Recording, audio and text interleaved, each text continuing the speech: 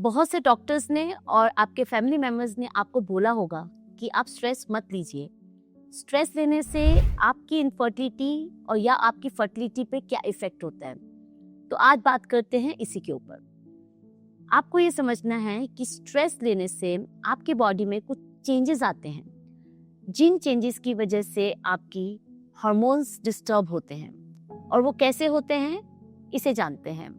जब भी आपकी बॉडी कोई स्ट्रेस लेती है तो आपका ब्रेन कुछ ऐसे सिग्नल्स देता है जो कि ट्रिगर करता है कुछ ऐसे हार्मोन्स जो कि फाइट और फ्लाइट मोड के दौरान रिलीज होते हैं। मतलब कि जैसे कि आपको चोट लगी है या आप डर के कहीं भाग रहे हैं, जो हार्मोन्स उस समय सिक्रीट होते हैं वही हार्मोन्स जब आप एक मेंटल स्ट्रेस देते हैं उस समय रिलीज होते हैं, जैसे कि कॉर्टिसोल, एड्रेनालिन।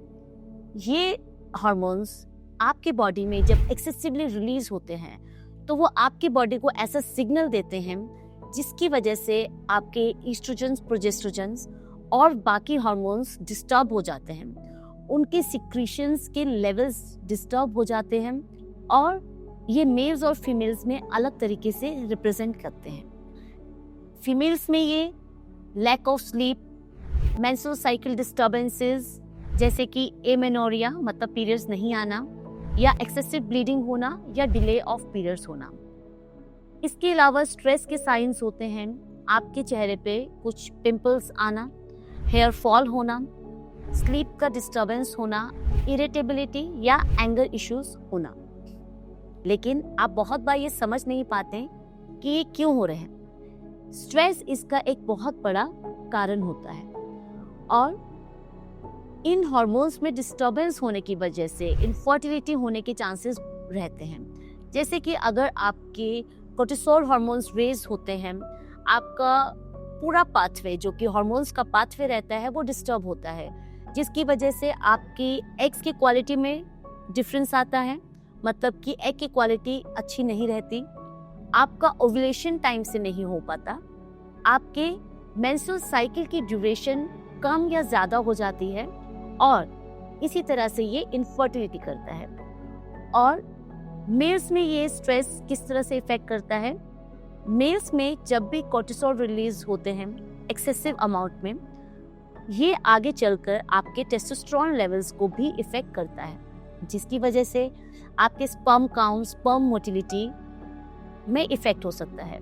और इसके अलावा बहुत मेजरली ये पाया गया है ड्यूरिंग कंसेप्शन, वो टाइम जब एक कपल ट्राई कर रहा है कंसीव करने के लिए, हस्बैंड्स को अक्सर इरेक्शन डिस्फंक्शन होता है, जिसका सबसे मेजर कारण है स्ट्रेस।